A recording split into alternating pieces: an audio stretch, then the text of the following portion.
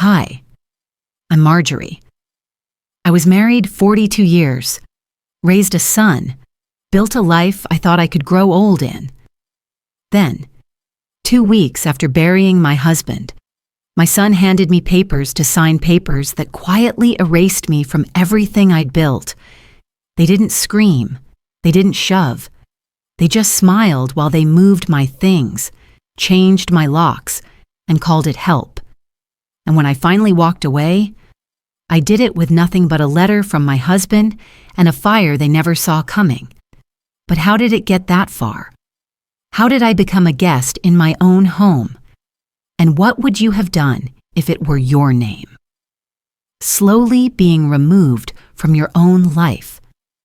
The lawyer's office was colder than I remembered. Maybe it was the air conditioning set too high, or maybe it was something deeper, something unspoken. I clutched my handbag tighter, the leather warm from my palms, and followed Russell and Isolde into the long room lined with dark oak shelves. Dust clung to the edges of picture frames that hadn't been touched since Charles and I had last visited. That was years ago, back when things felt clearer. Russell walked ahead, his steps sharp and assured. Isolde trailed behind him, perfectly composed, her heels clicking against the polished floor like a metronome, set to someone else's rhythm. I, meanwhile, floated somewhere in between, grief-numb and unsure if this was truly happening. Charles was gone, and now, this. We took our seats, the chairs groaning beneath us like old bones. Mr. Lowell, Charles' lawyer of 3 decades, adjusted his glasses and cleared his throat. His eyes flicked toward me for a beat longer than necessary, perhaps offering sympathy, perhaps bracing for impact. "This won't take long," he said, unfolding the crisp, white pages before him. His voice was steady, too steady. Russell sat stiffly, his arms folded. Isolde crossed her legs and glanced at her phone as the first lines of the will were read aloud. My name came first, Marjorie Venn, sole inheritor of my late husband's estate. All of it. The house, the investments, the trust. My breath caught. Not from surprise, Charles and I had discussed this, but from the way Russell's jaw locked the moment my name was spoken. The lines deepened around his mouth, and Isolde slowly lifted her eyes from her phone. They didn't speak, but the room changed. No nod of acknowledgement, no whisper of "that's fair." Mom. Just cold silence that seemed to suck the warmth out of the space. My fingers curled around my purse strap. Charles had once said, "They'll respect you more if you hold the reins." I had believed him then, smiling faintly as he kissed my forehead. Now, in this room, all I could feel was the hollow echo of that confidence being tested. Russell tapped something rapidly on his phone under the table, his thumb moving in quick, agitated bursts. Isolde leaned in slightly and said, "Well, you're not alone anymore." That's something. It didn't sound like comfort. It sounded like a statement of control. Mr. Lowell paused. "Unless there are questions, no," Russell cut in, voice clipped. "No questions." But his tone told another story. His gaze flicked toward the door, then to me. I nodded slowly. "Thank you, Mr. Lowell." The meeting ended without ceremony, but as I gathered my things, Russell placed a hand on my shoulder. "We have someone we'd like you to meet. Just a financial advisor. Tax optimization stuff." I followed them into a side room. A woman stood waiting tall, polished, with a thin folder in hand. "Nothing serious," she said lightly. "Just a few forms to streamline the estate transition. Helps avoid probate issues." She used words I didn't quite grasp, but I nodded. The grief in me hadn't dulled. It had simply shifted, turning into a fog I couldn't see through. I signed where she pointed, my hand trembling. Later, in the car. The silence was suffocating. I sat in the back seat while Russell drove, Isolde scrolling again, her phone screen glowing faintly in the twilight. I glanced at Isolde, then at my son in the rearview mirror.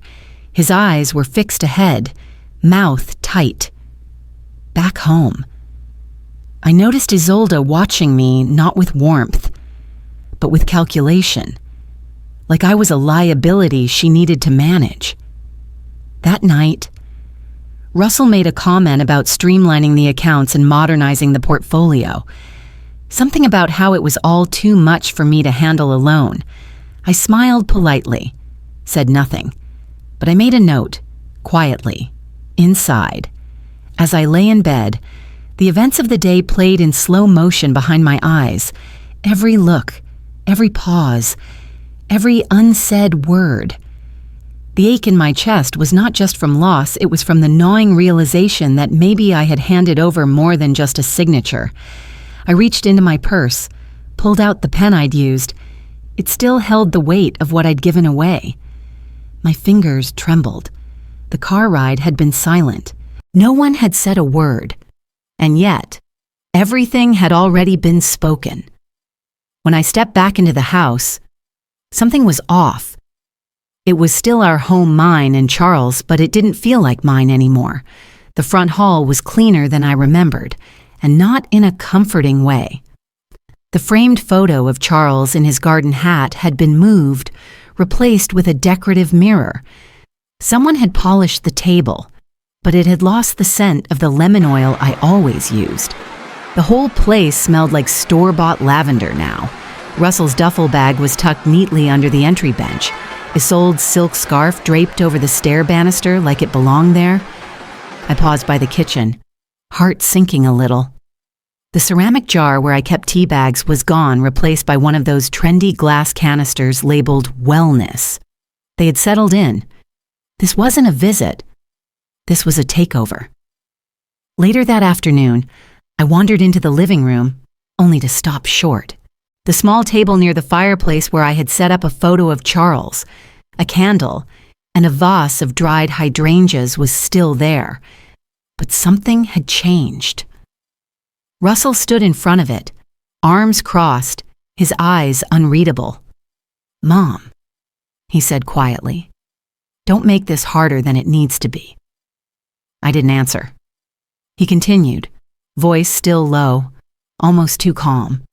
"Just cooperate, or things get complicated." The candle flickered between us. I couldn't look away from his face, my son's face, but the voice didn't match the boy I raised.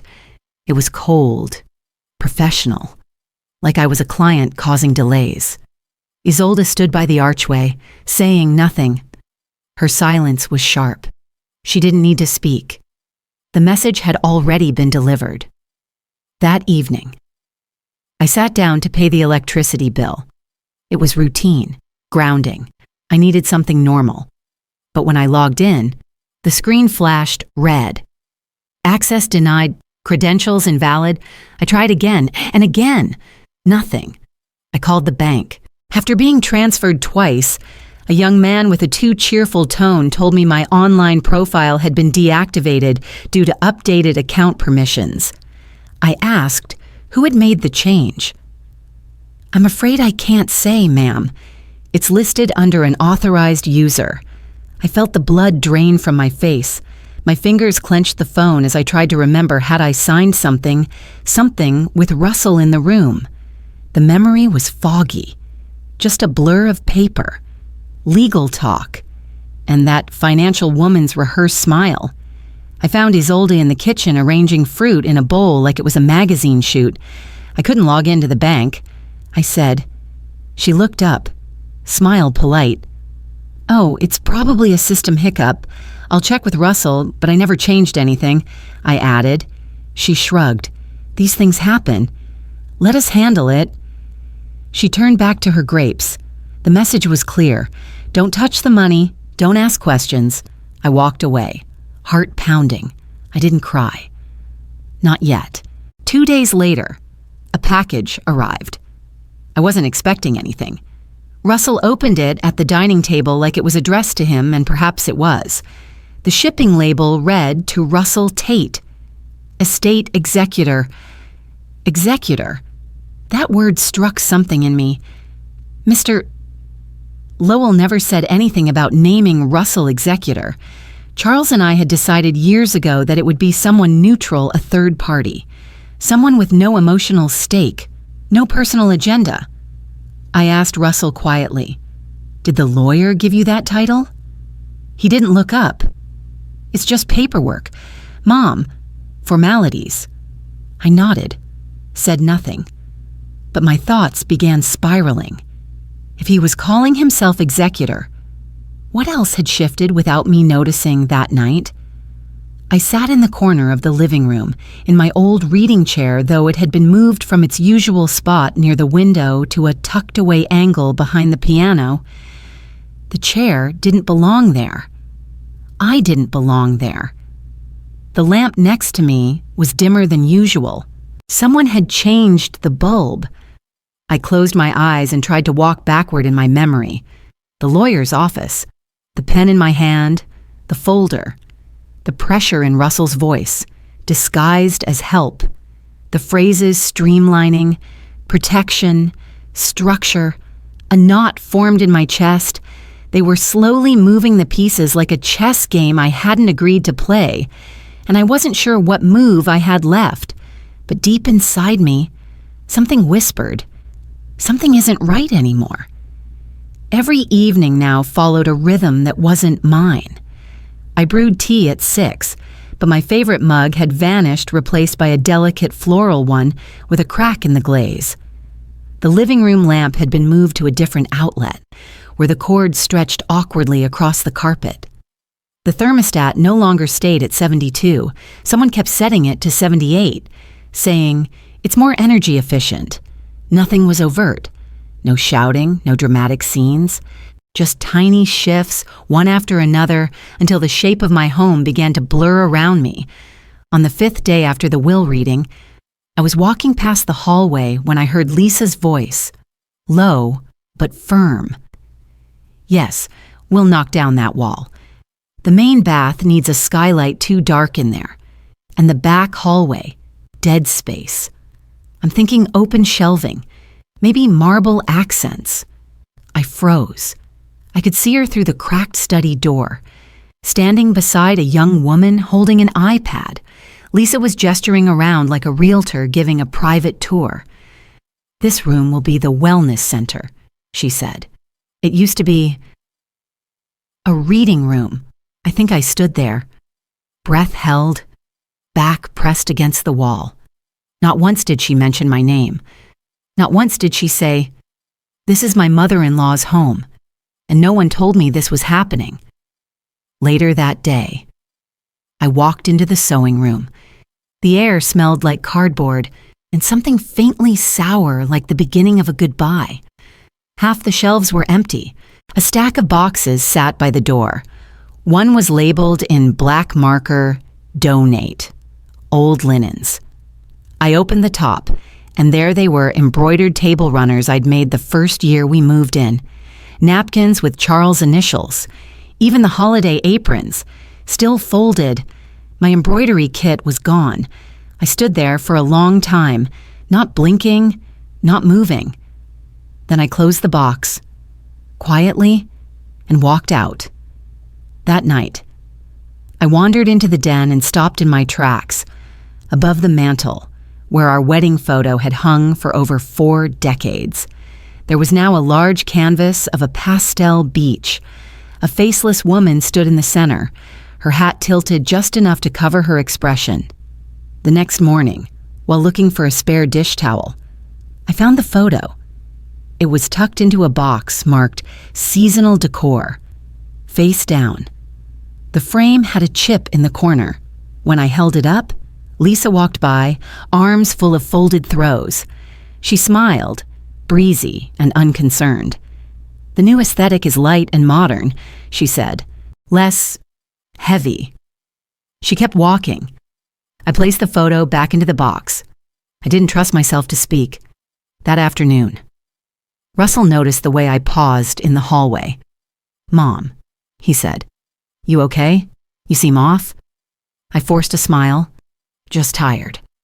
He nodded and returned to whatever email he was typing, probably something with a subject line like asset review.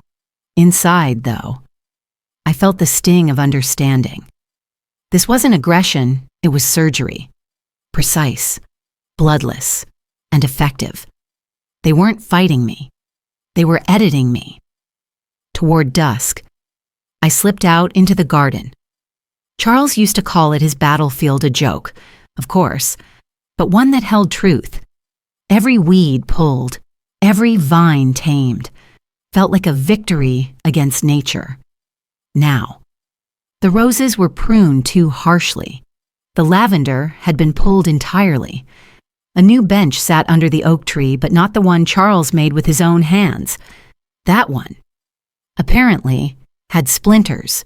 According to Isolde, I wandered to the living room again. The photo albums, our anniversary in Paris, Russell's childhood birthday parties. Charles and his tomato-stained apron were no longer on the bookshelf. I didn't find them in the usual drawers either. It wasn't just the furniture moving. It wasn't just the bank access. It wasn't just the title executor or the missing embroidery kit. It was my story, my history, being sanded down, repainted, boxed away. The house was still here. The walls still stood. But the life within it, my life, was quietly vanishing. I woke up to light pouring through the blinds. Not the warm, amber light I used to welcome, but a harsh, white glare that made my eyes sting. Someone had opened them early, again. My room smelled faintly of citrus and lavender, Isolde's new diffuser, not my choosing. I lay still for a moment, eyes fixed on the ceiling, as the muffled sound of furniture shifting echoed from downstairs. Isolde was rearranging again. When I stepped into the hallway, Isolde stood in the kitchen with a mug in her hand. She held it out with a pleasant smile. "Coffee. Just the way you like it." I took it. One sip told me it wasn't too sweet, and missing the splash of cream I always added, but I didn't say anything, just nodded. I had learned not to correct anymore. We sat down for breakfast, if it could be called that. A smoothie for Isolde, a dry slice of toast for me. Russell was flipping through a stack of paperwork, barely looking up.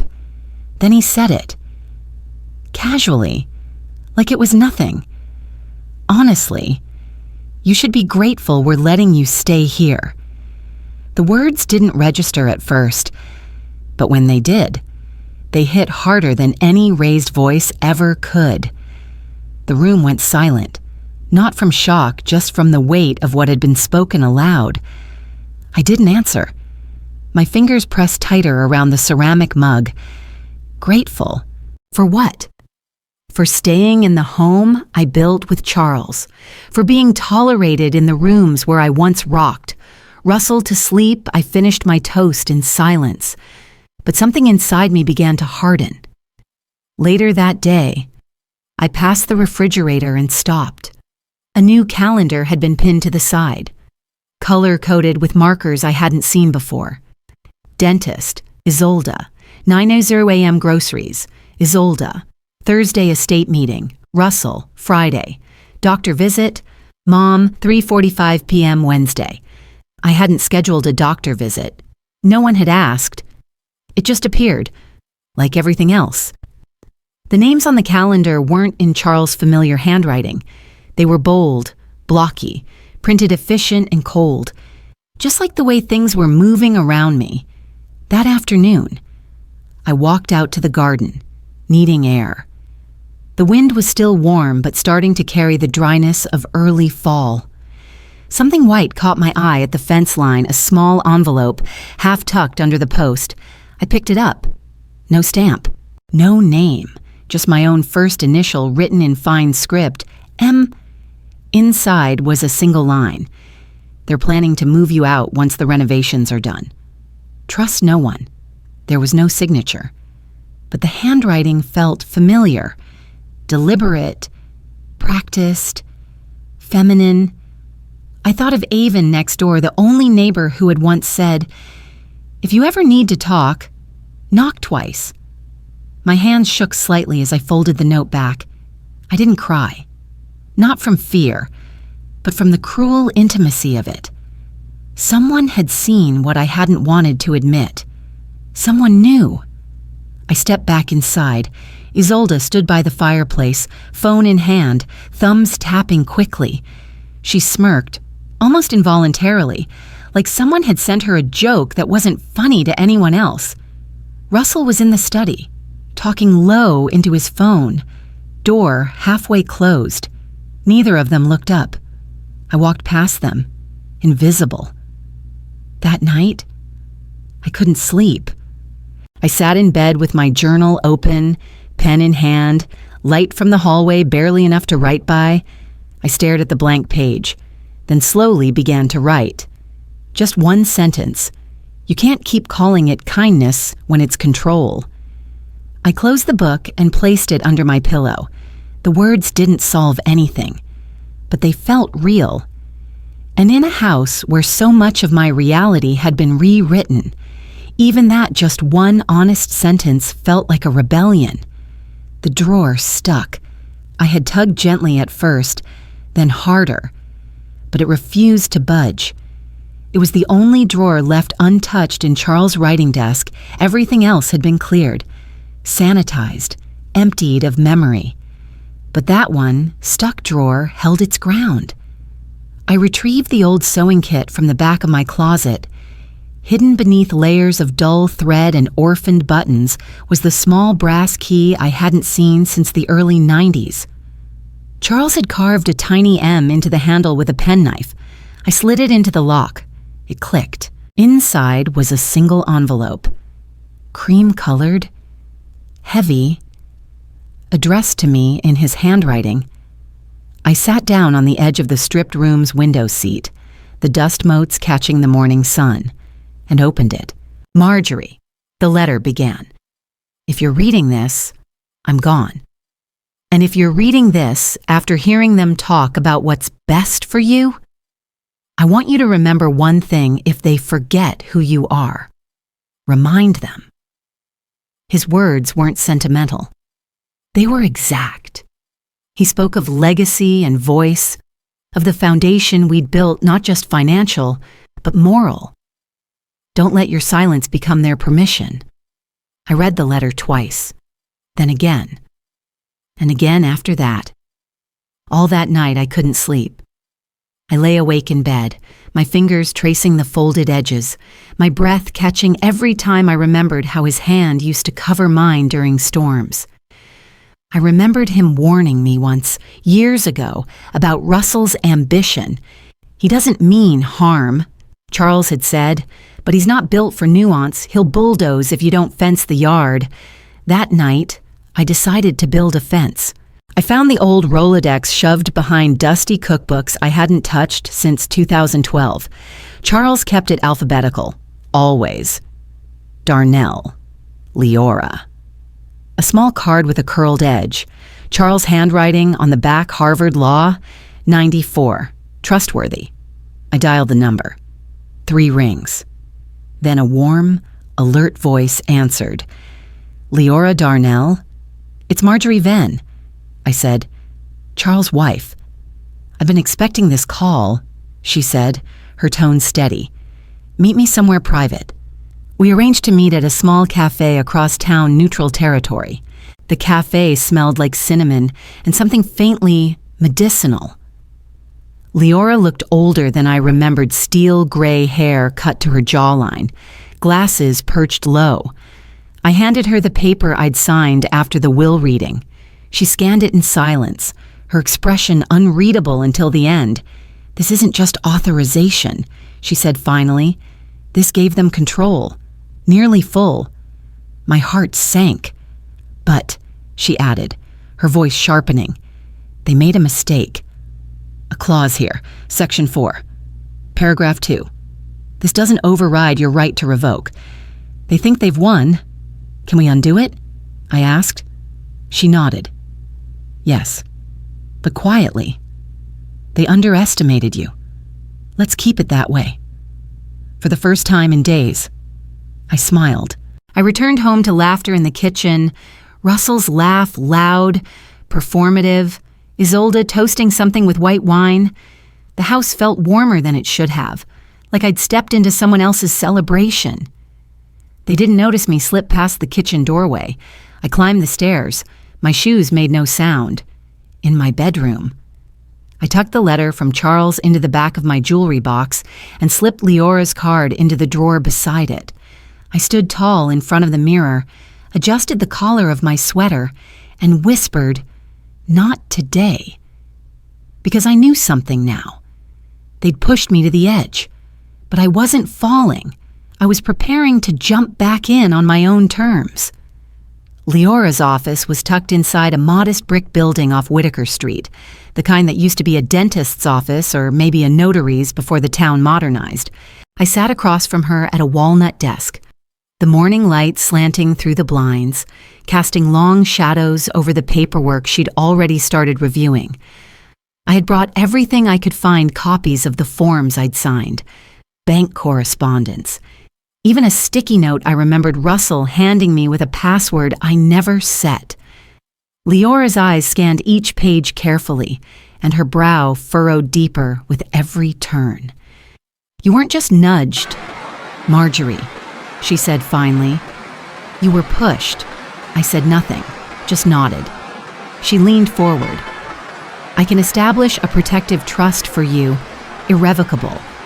It'll name you as the sole manager.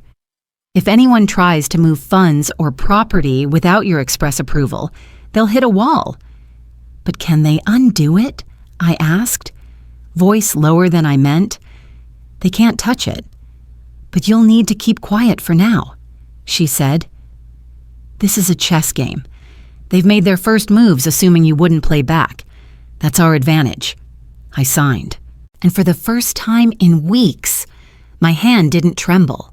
She named it the Charles Mercer Irrevocable Trust.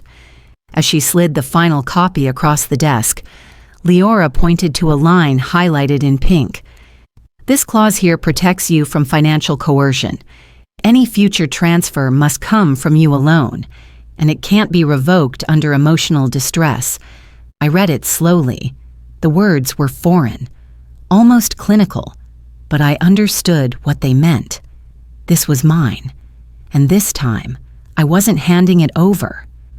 Leora filed the documents with quiet efficiency. "They'll think they still have control," she said. "Let them believe that.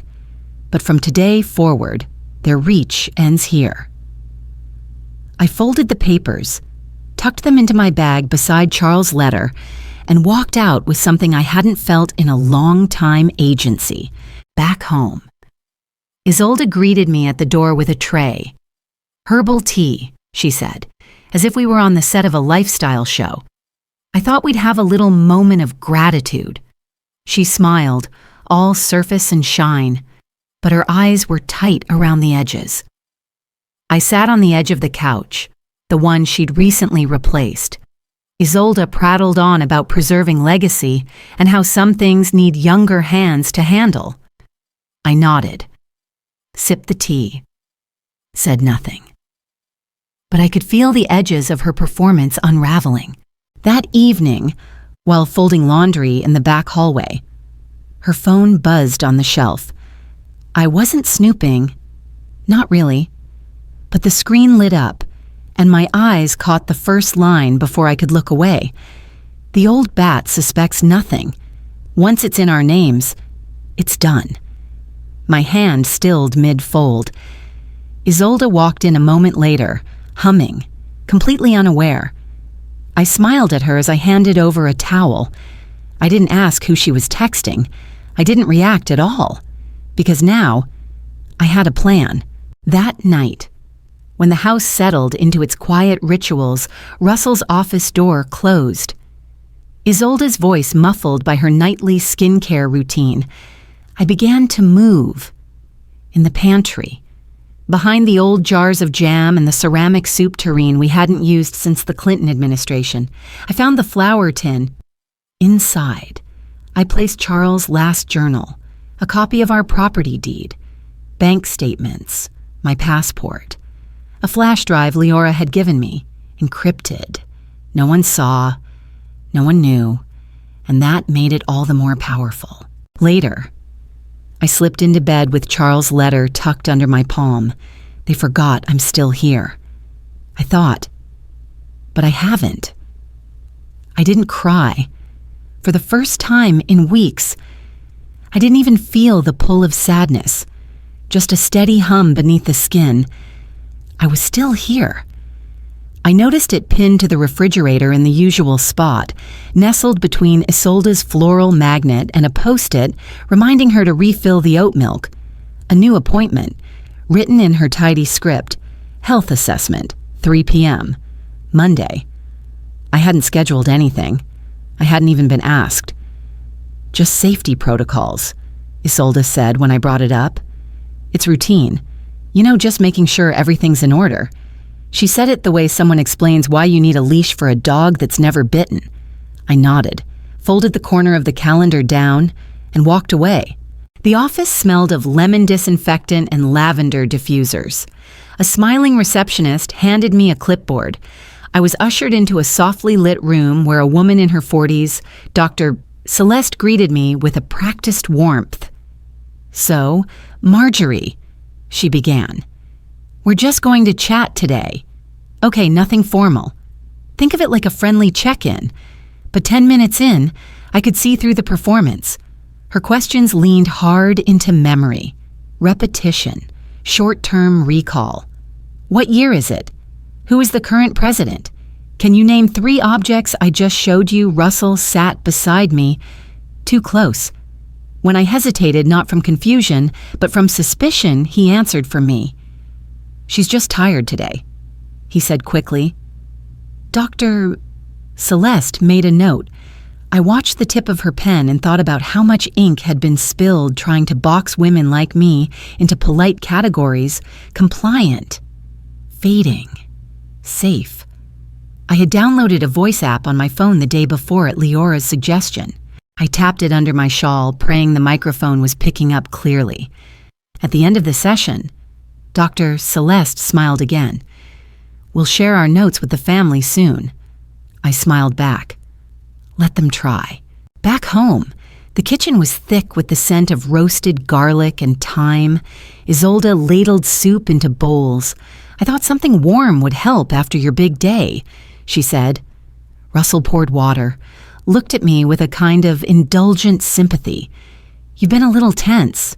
Mom, maybe let go a bit. Don't overthink things." I nodded slowly, taking the spoon, but I couldn't bring myself to lift it. Something about being cared for felt more like being cornered. Later, I went searching for Charles' old journals. They used to be in the side cabinet of the den, neatly stacked beside his favorite pipe. They were gone. Valora, our housekeeper of nearly 20 years, was dusting the baseboards in the hallway. I caught her eye. "Do you know where the journals went?" I asked quietly. Before she could answer, Isolde appeared behind me. "Oh," she said brightly. "We've been clearing clutter. It's amazing what builds up over the years." Valora's mouth opened slightly. Isolde turned to her. "You can head out early today." "Valora, actually don't worry about tomorrow or next week." There was no scene, no shouting, just finality. Valora nodded, lips tight. She gathered her things, but on the way out, she brushed past me and slipped something into my hand. A flash drive. "You'll want this," she whispered. Then she was gone. That night, with the door to my room locked, I opened my laptop and plugged it in. Inside folders, screenshots of emails between Isolde and a realtor, notes from Russell titled Staging Plan, January. One document stopped me cold transition timeline, Ven removal, plus property rebranding. I stared at the screen, feeling the blood drain from my face. They weren't just planning changes, they were planning erasure. I walked downstairs, into the den. The fire was out. The mantel was bare. The family portraits that once lined the room had been taken down, replaced with abstract prints of soft colors and geometric lines. A house without memory. I stood in front of the empty fireplace and let the silence stretch long around me. They weren't just redecorating. They were rewriting a story and cutting me out of it.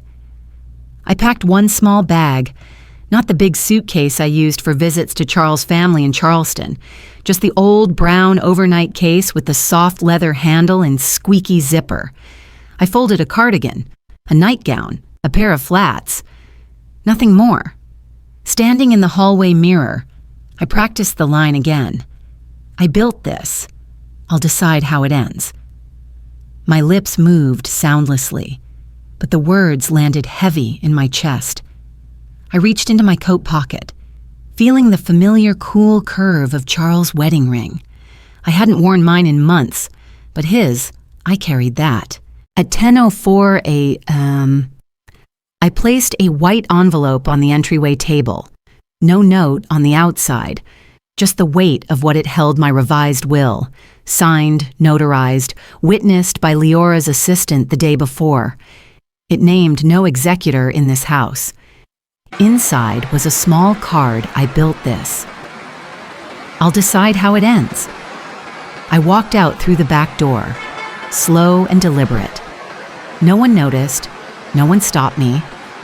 Not because they didn't care, but because they assumed I wouldn't leave.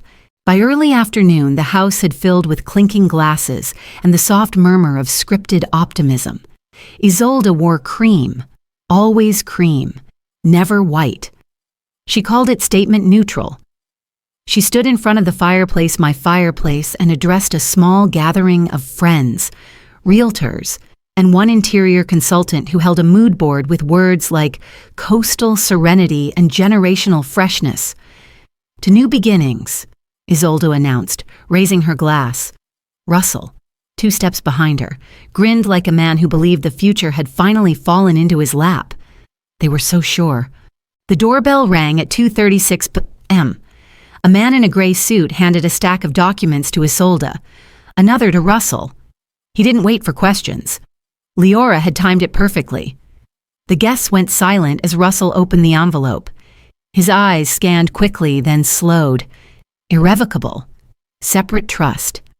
Managed solely by Marjorie Venn, Isolde grabbed her own papers, flipping past the cover letter. Cease and desist, she said aloud, her voice rising an octave. What is this? A final guess. The consultant with the mood board backed away slowly, whispering something about scheduling conflicts. Russell turned pale. His hand trembled slightly as he read the final page. Subject to audit, he said, barely above a whisper. Isolde dropped her wine glass. The house cleared out in under 10 minutes. The laughter dissolved, replaced by the sound of doors clicking shut and cars rolling down the gravel driveway. Russell stood alone in the foyer, phone in hand, trying to call me. He would try 3 more times that afternoon. I wouldn't answer any of them. Isolde slammed the bedroom door upstairs. I imagined her pacing, furious, trying to frame the story in a way that still made her feel powerful. But the house was quiet now, not peaceful, just empty. I sat by a still pond on Leora's sister's property, a few miles outside town. The ducks floated in slow circles. The late afternoon sun cast golden ripples across the surface. I sipped tea, nothing fancy, just store-brand chamomile in a chipped porcelain cup. I breathed in. They had built their lives around my silence, around the assumption that I would never leave, never fight back. They were wrong. It doesn't have to be loud to be final. The phone stayed silent.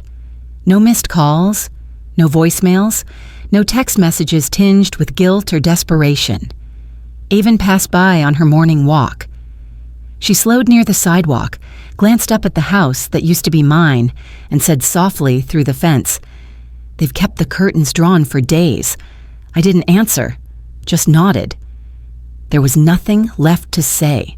That afternoon, Leora forwarded a video file with a note. "He left this for you. I waited until you were ready."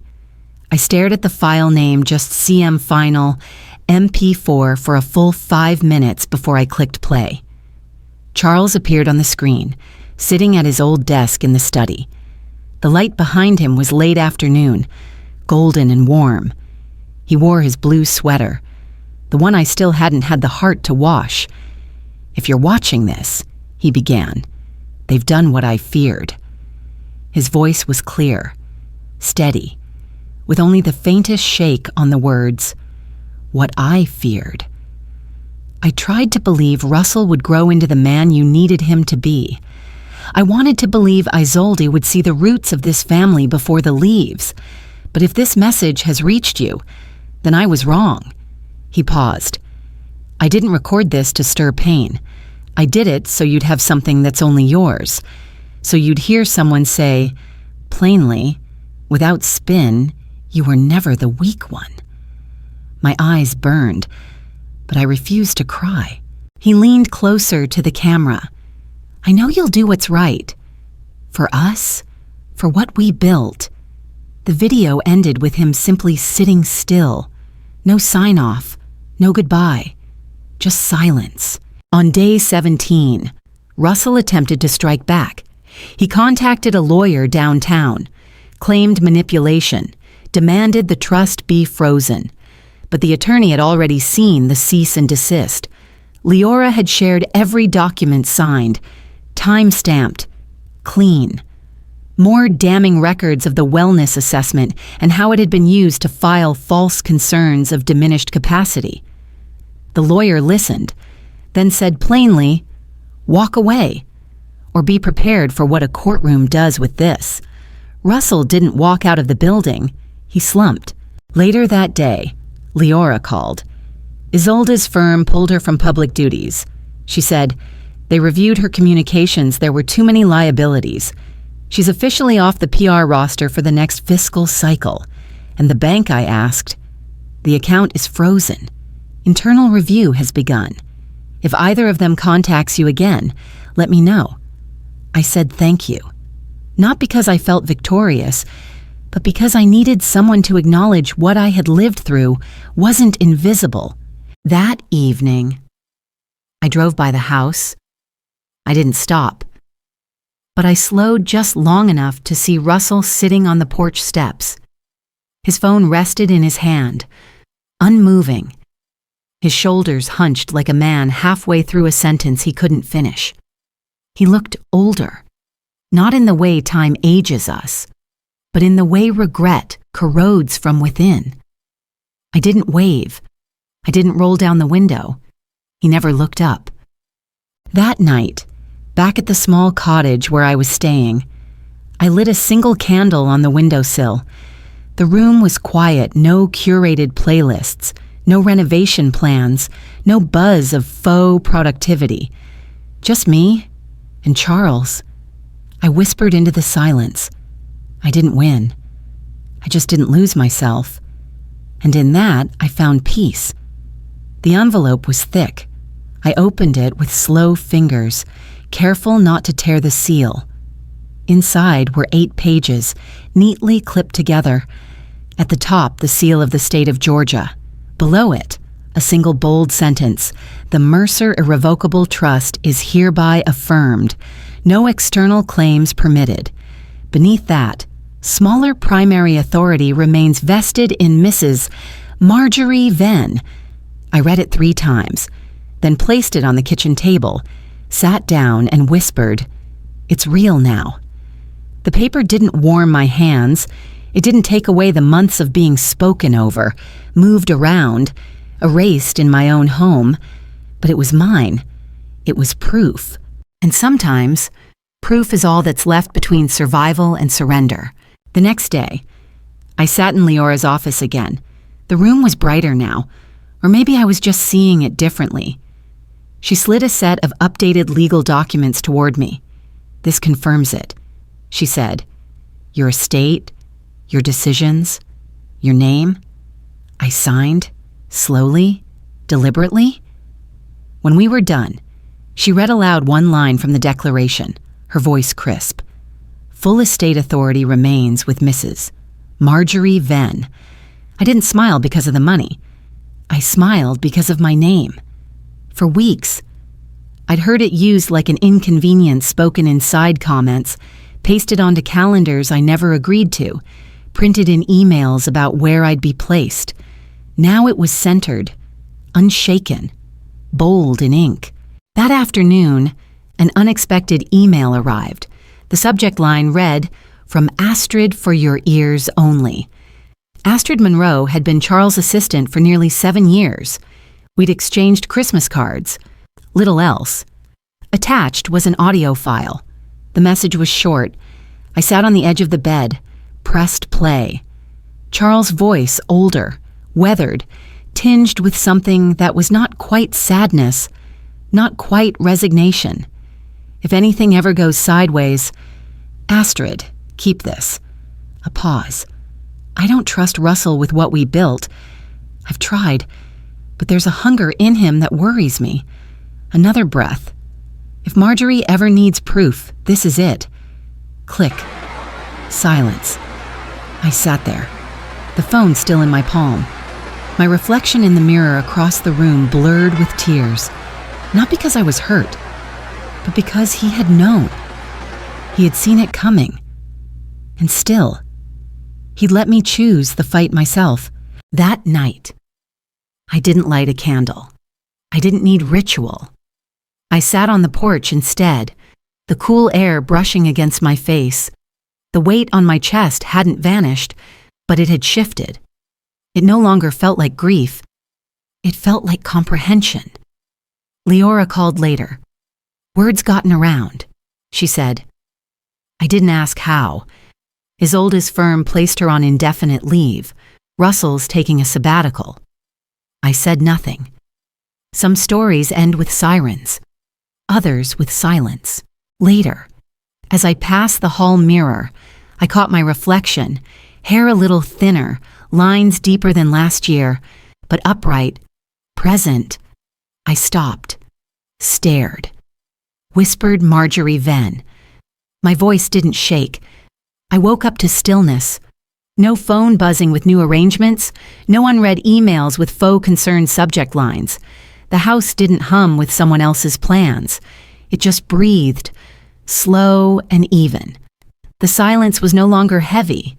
It felt strangely like a kindness. I put on my walking shoes and slipped out without telling anyone, not that there was anyone to tell now. The park down the street wore its early autumn light like a loose shawl. Leaves skittered across the pavement, the air crisp enough to sting. I didn't walk fast. I didn't need to be anywhere. And for once, that was enough. Around noon, my phone buzzed. A message from a second cousin I hadn't seen in years. "Hey, did you mean to list your wedding dress for sale on eBay? Just saw the post, it looks like yours." I stared at the screen, then clicked the link she'd sent. There it was, my dress. Cream lace with satin edging, the one I'd worn when Charles whispered, "Forever." At the courthouse steps, listed by Isolde. The caption read, "Vintage heirloom. Doesn't belong to us emotionally." My hand tightened around the phone, but the fury I expected didn't come. Instead, there was a different ache, a colder one. Bone deep and past repair. I didn't message Isolde, didn't call Russell. Instead, I drove to the Goodwill Center across town. I brought a box of old linens, nothing valuable, just table runners and holiday napkins, all hand-stitched. As I placed them gently on the donation counter, the volunteer smiled. "Are you sure?" "Yes," I said. "Some things, when taken, aren't worth returning." I walked out lighter. That evening, I drove to the cemetery. Charles had a modest stone. Nothing grand, just his name, birth year, and the phrase he'd chosen, "built with grace."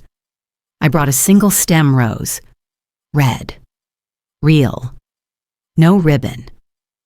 As I sat beside him, I read aloud the names on nearby gravestones. Most of the women were listed as wife of no first names, no stories. I leaned close and whispered, "You gave me your name." I gave it back stronger. I didn't cry, but my voice shook, and that was enough. Back home. I opened the small closet off the guest room. It hadn't been used in years. Inside. I hung a few framed photos, Charles laughing at a grill, my hand in his at the farmer's market. A scarf he gave me our second Christmas. A printout of a short poem I once wrote and never showed anyone. I didn't light candles, didn't build a shrine. It wasn't grief anymore. It was a decision. To remember only what still served me. Before bed, I took out a postcard blank on one side, an old painting of the Savannah Marsh on the back. I wrote one sentence, "I am still here." I kept the pieces that mattered. I tucked it into a copy of To the Lighthouse, pressed it closed between pages like a flower drying for spring. The garden hall was brighter than I remembered. They'd repainted the shutters, trimmed the hedges. Someone had added a small sign pointing toward the courtyard, Charles Mercer Community Foundation, launch today. I wore navy. No pins, no pearls, just fabric that didn't draw attention, and shoes that didn't squeak. The press lined the sidewalk in polite clusters, cameras raised but not invasive. I stood near the back of the courtyard, not at the podium. I didn't belong up front, not because I wasn't important, but because that's not why I came. At noon, a silver sheet was pulled from the mounted plaque near the rose arbor. The name glinted in the sun. Charles Mercer Foundation, Vision and Stewardship by Marjorie Venn. There was a pause, then applause, a long one. I didn't cry. But something shifted under my ribs, as if the quiet weight I'd been carrying finally had room to move. Later, a young girl from the first scholarship cohort stepped to the microphone. Her voice shook at first, then found its rhythm. She read a poem she'd written called Rooted. They tried to cut the roots, but the garden knew her name and kept her flowers blooming. I looked down at the hem of my dress. I hadn't worn navy since Charles' funeral. Through the ornamental gate at the far edge of the property, I saw Russell. He didn't come closer. Just stood outside the fence in a gray blazer that didn't quite fit him anymore. He didn't wave. Neither did I. Our eyes met. Briefly. Not with anger, just acceptance. He looked away first. Isolde wasn't there. Maybe she knew better. Leora found me after the crowd had thinned. She handed me a cup of lemonade and said, "You did it without ever raising your voice." I smiled gently. That was the only way it would last. She laughed, quiet and real. I've seen men shout through lawsuits and still lose everything, and women whisper through glass and build legacies. I said, "We toasted not with clinks or cheers, but with a look that said, 'We remember.'" I walked the path behind the hall, past the herb garden, toward the rose arbor. The bench had been rebuilt, no longer Isolde's minimalist slab, but a sturdy wooden seat, curved and sanded, made for real sitting. I sat. From my purse, I pulled a small frame. In the photo, Charles was kneeling in our backyard, mud on his knees, holding the first rose bush we ever planted. I placed it gently on the bench. Sometimes, the greatest peace isn't found in forgiveness, it's found in finally choosing yourself. If my story has taught me anything, it's this: you don't need to stay where you're only tolerated. Blood doesn't equal belonging. And silence, when used wisely, is not weakness, it's power. To every woman watching who has given and given, hoping one day it would be enough, please hear me. You are already enough. What would you have done in my place? Do you believe peace is ever worth walking away from family for? If this story moved you, leave it in the comments or just tell me where you're watching from. And if it didn't tell me why, I'm listening. Don't forget to subscribe for more true stories that challenge, comfort, and connect us. The wind nudged the corner of the frame, not enough to tip it, just enough to touch it. I like to think that was approval. That evening, back home, I sat at my desk and opened my journal one last time. I didn't write a full entry, just a single sentence. Let them forget the woman who served, but they'll never erase the woman who stayed standing. I closed the book, and in the stillness, I whispered my name, and it stayed.